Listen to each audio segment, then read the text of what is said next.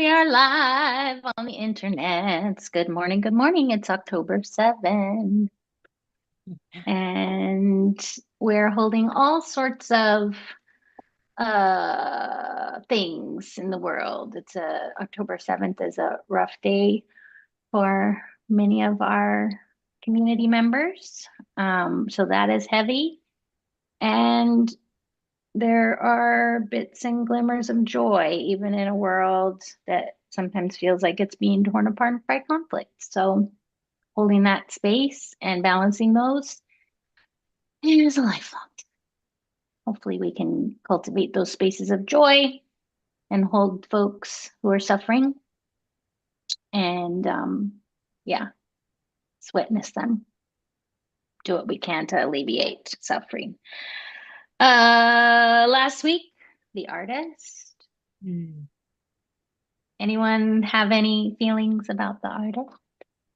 What was the message of the artist? I create my vision.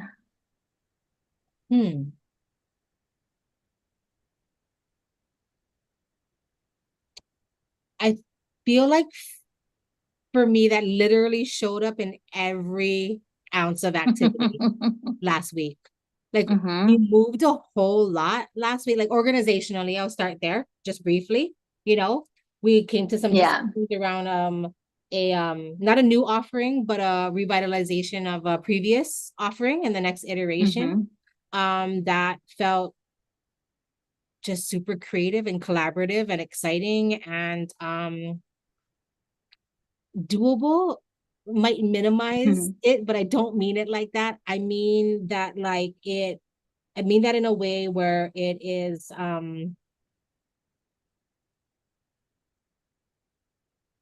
less of a production and more of a connection. I don't know how else to maybe articulate that, to be honest. It doesn't feel as much like work and stress, but more like a creative, little more like it'll be easier to achieve flow state.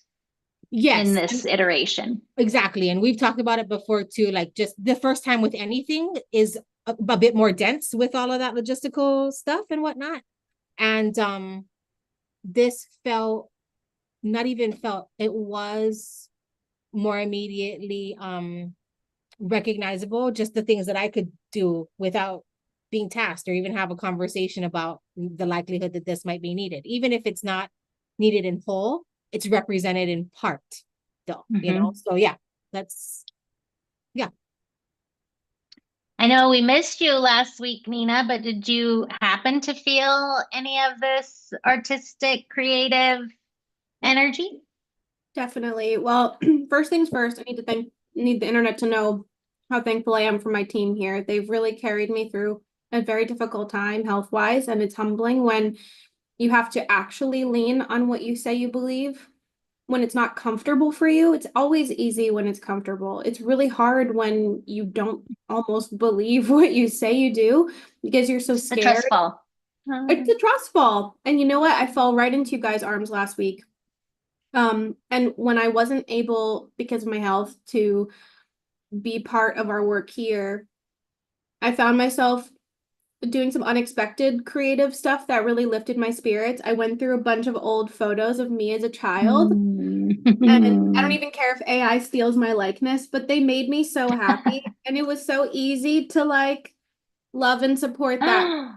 Oh, look at that little bean. Yes. Are you holding a bunny? My stuffed elephant, which is still on my bed over here. Oh, yes. And I found it really easy to find renewed fight when I was just sitting and having fun, like looking at photos. And when I would just let myself do a little embroidery in bed, even if it felt like I should be able to check emails, I honestly couldn't. I was so like on the brink. And so even though it's not directly artistic, like I think creative thinking and allowing yourself to release expectations definitely showed up for me last week. And here I am feeling a little bit better. So that's how it showed up for me. And I have a renewed commitment to whatever this week's card is and my team this week. And I'm excited to really work hard on all of our behalf this week. Yay. I love you guys. Mm, I'm I love eating you too. Cheez-Its in the background. I'm sorry, it's lunchtime. All right, That's me. let's do the thing. Um, yeah, this one I love. Just because I early on, in my undergrad, like I fancied pursuing a life like in the arts and in media, and so like I always feel this thread. And similarly, my dad, even though he had a worked in higher ed and diplomacy and stuff, like he was also a painter, and he did a lot of like I didn't know he painted that. oh Wow. yeah, a lot of like landscapes of like Central California and stuff. And true to form, he Those are amazing. meticulous. Oh yeah, he's got a lot of great pieces. I have like a bunch of sketches I want to frame too. Just studies of like hands picking cotton, a lot of stuff from the Central Valley of California, just beautiful work. But also the attention to detail, like, and I can remember as a kid him, showing me how to paint or doing these things, and being like very adamant that I stay inside lines and da da da da da. And I rebelled against that immediately and da da da. And if my dad was sort of like one of the Dutch masters, I would be more Pollock, like that would be, I'm like paint everywhere, blah, blah, blah, yada, yada. But anyhow, just this thread that, having a creative life is important, whatever your work is, like just making sure that you cultivate that in whatever fashion you can, where you can, achieve that flow state of being fully immersed in birthing something new, creating Yeah. something out of an idea. Mhm. I don't know. I like the idea of cultivating that everywhere. Like it's not a separate thing, right? Just the same way like equity and inclusion work it's not separate. It's like it is the work. Yeah, yeah. So creating spaces for us to just build in room to be creative and explore with one another and imagine possibilities. I just love it so much. Oh, thanks. What did I word? What did I say? The things. Like about doing life in an Oh, artful way, almost. yeah. Yeah, it's not separate. Yeah, I had like Thank you, guys. a little mantra of mine that I've had in journals forever since like high school, to live a work of art life. Just make your life a work of art, and on all the ways, like sometimes it's Yeah. messy. Yeah, So that's the definitely not artist. inside Let's the see what. lines.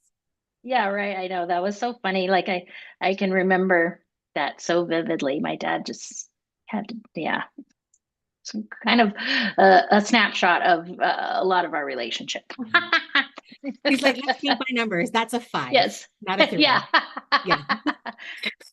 You're like, no, Let's but make it plaid. the 5 shade looks so much nicer here than the 3. Yeah. Let's see. He's going to come through in these cards now too, right? Let's see what I just felt the Nudge. chicken skin. Mhm. I like that. All right, Dad. Okay, one more. See what we get.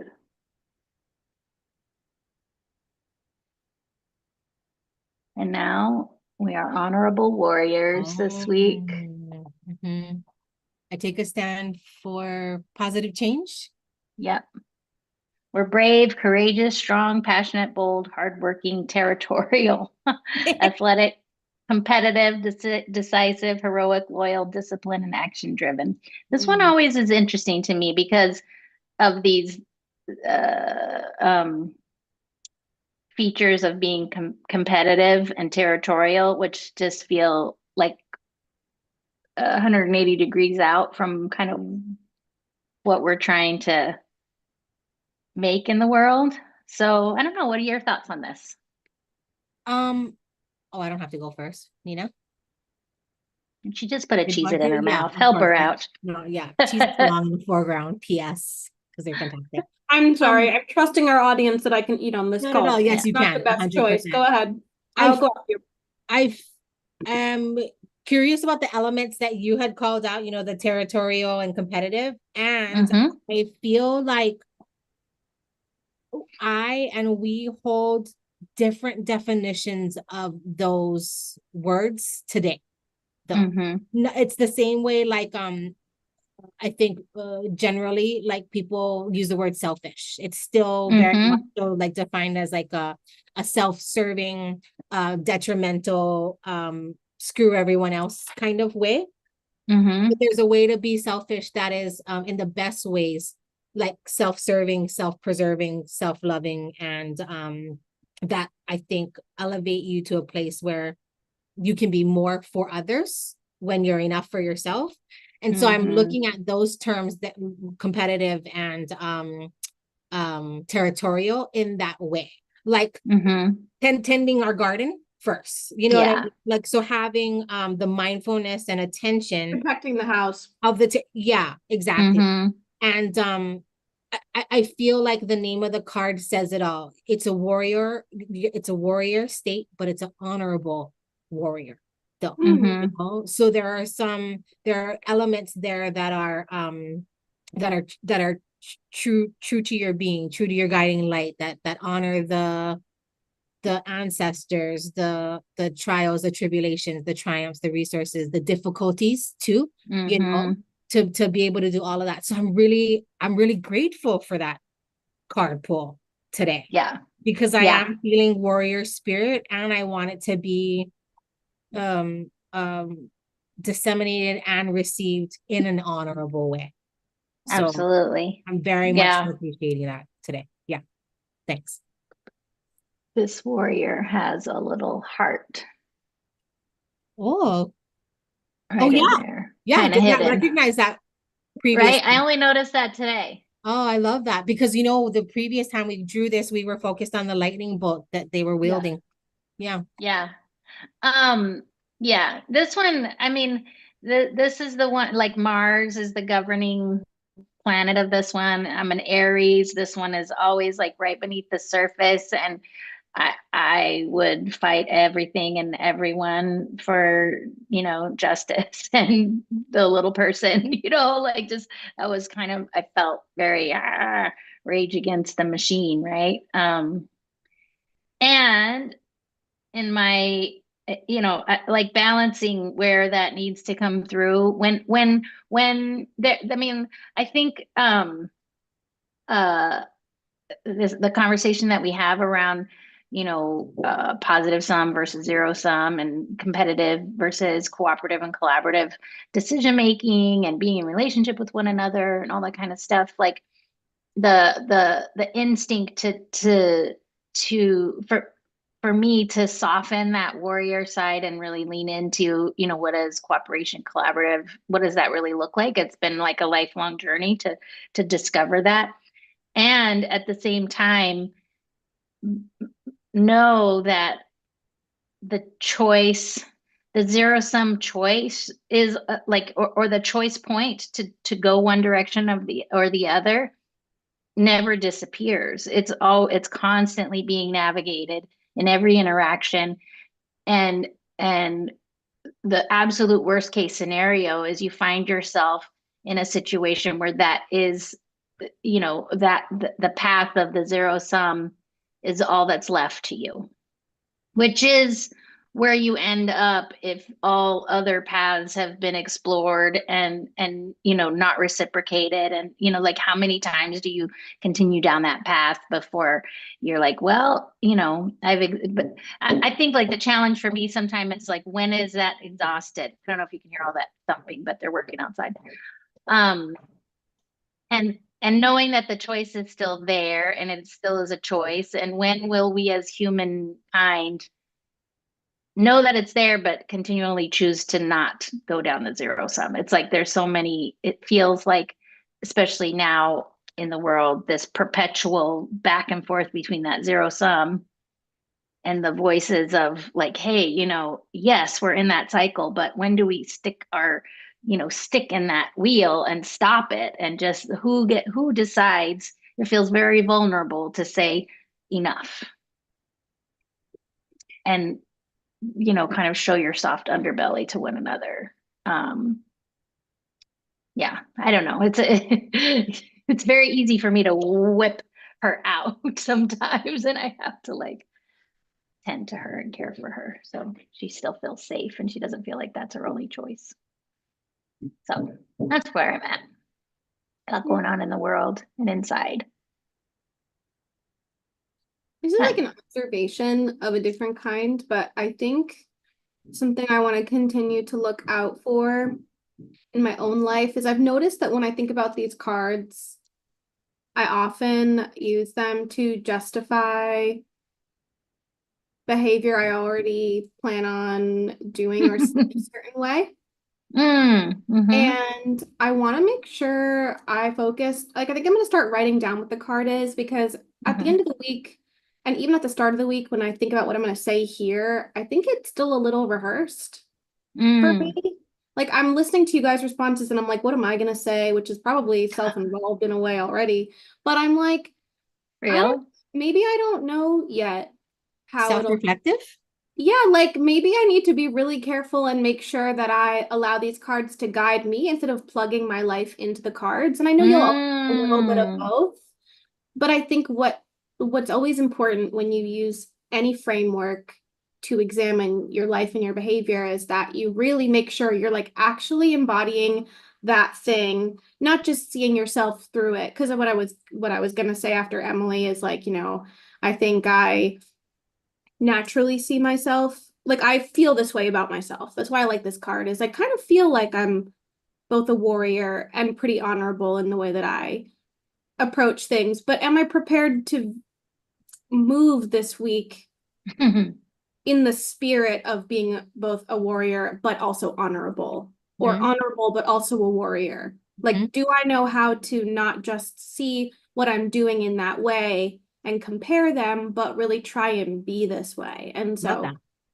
I think that might be my contribution rather than what I was gonna say, which is just like, I really relate to this card, but I think it's more about really hearing the traits and being like, do you know how to be like this? Like, do you know how to really try and do this instead of what you might do? Or anyway, it's just like one other way to see it. I've noticed I've been plugging my natural tendencies into the card, whereas I'd like to try to focus more on what the card is telling me to do and make sure I'm always taking pieces of that and allowing it to influence me instead of just seeing myself through the card, I guess. That's an astute observation. I appreciate you sharing that with us. Yeah. Thanks. Emily, can you remind us real quickly about the shadow aspects of the card? Mecca loves a shadow. I'd like to know. No, it's true. Give me the 360. Yeah. It's true. I'm the shadow silly, is, but I love it about you. I think it's a really great skill to be like, what am I looking out for, though? Well, more recently, we've been talking about duality too with our retreat folks as well. I mean, this is it, right? Like, what do we need to be aware of?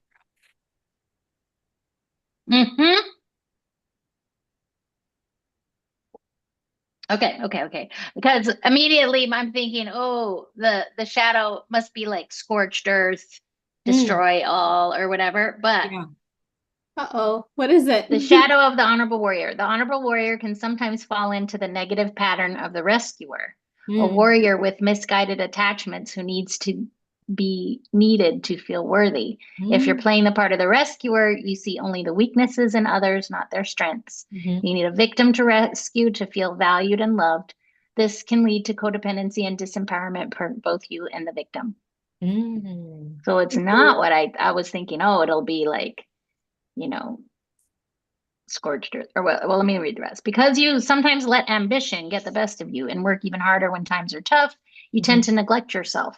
This will leave you stressed, burnt out, cut off from divine guidance. Your narcissistic tendencies will then emerge, and you may end up compromising your values to win or use control to get what you want at any cost. There maybe is a little bit of glimmer of the scorched earth. You need to be wary of becoming addicted to confrontation, as you will eventually alienate yourself as well as those around you. I do think this card is somewhat of a warning to people who see themselves in a particularly helpful or leader light. It can definitely like sneakily remind you that you should be doing that because you're actually doing that and not because you think you're hot stuff, for lack of a better way to put it. Like, are you being an honorable warrior, or do you think that you're the most honorable warrior there is? And those are very different, It's an interesting card for sure. I also didn't expect that. Right? Yeah. Well, here's our inspired action plan for the week. We honor and follow divine direction to be empowered with our high value gifts, commit to a worthy cause, and wholeheartedly serve to create positive change in the world. Yeah. Yeah. Great. Cool. These would make Heart. Well, word on the street is it's Rocktober, folks. It is. Yeah. October. Yes. Thanks for that. I'm gonna marinate on that further. Great shares, folks. Thanks for that. Appreciate y'all. Yeah. Have Okay. a Appreciate you wonderful too. week, day,